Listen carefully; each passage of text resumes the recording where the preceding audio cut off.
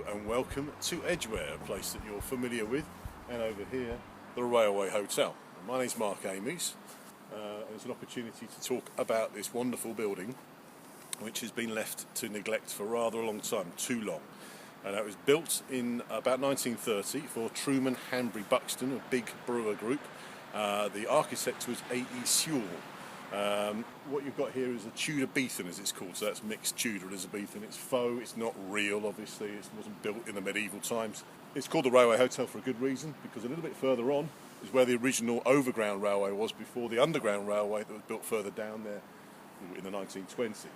So it would have served, in particular, probably travelling salesmen, etc. That's why it was a hotel. In its latter years, it was a carvery owned by the Chef and Brewer Group. To one side of this wonderful archway, which there should be gates, there is an off-sales building. That's being used by a business. I don't know whether that signage is actually part of the listing. I doubt it. There's some wonderful features on there that are carved wood. It's supposed to be being converted into residential and a business at the bottom, which is going to be a restaurant. But that's been going on for a while. It closed in about 2007, we think. It's been listed as a Grade 2, Historic England Grade 2 listed building since 2003. So for a building that's Grade 2 listed, that looks like that, it's in a terrible, terrible state, and really more should be done about it. It's had several owners. According to the gentleman in the music shop a bit further on, it's had about 9 or 10 owners since it was sold. None of them have done anything much with it.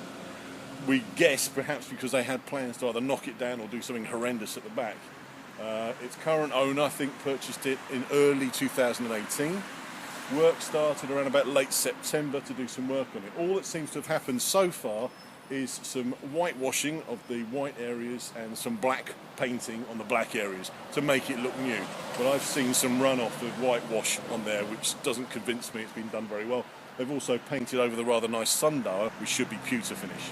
So we're missing a hanging sign, which is like a gallows pole that had the sign on it. That was rotting at the base about 10 years ago, and it had to come down because it wasn't safe, right next to the bus stop, obviously. That should go back if it's going to be done properly. Okay, here we are at the back of the building of the Railway Hotel. You can see the fire damage. And you can see, as we move round, you can see where, you can see it's all ripped where they've stapled it. Originally it was just laid on top and then they stapled it down. But that's all come down with the wind. It's been rained on since the fire took place on the 8th of November. That cover went on sometime in December. It took a long time.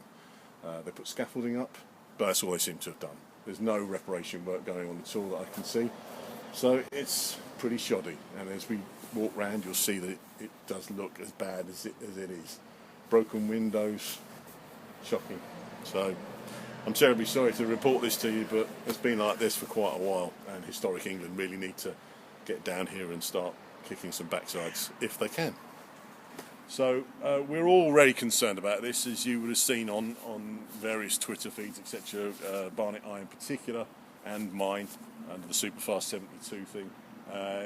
The most recent fire took place in 8th of November, on the 9th, the 7th, 8th of November this last year, 2018. There was also a fire in July of 2016. So the one in 2016 was the front. You can smell burnt smell as you smell in where the letterbox is. I just did that. And at the back you can see the fire damage. What more can you say? It's heartbreaking. This really does need to be looked after properly. Barnet Council, who are supposed to enforce the planning, should be doing more about it, but they're very, very lazy. That's the only way I can say it, lazy. All right?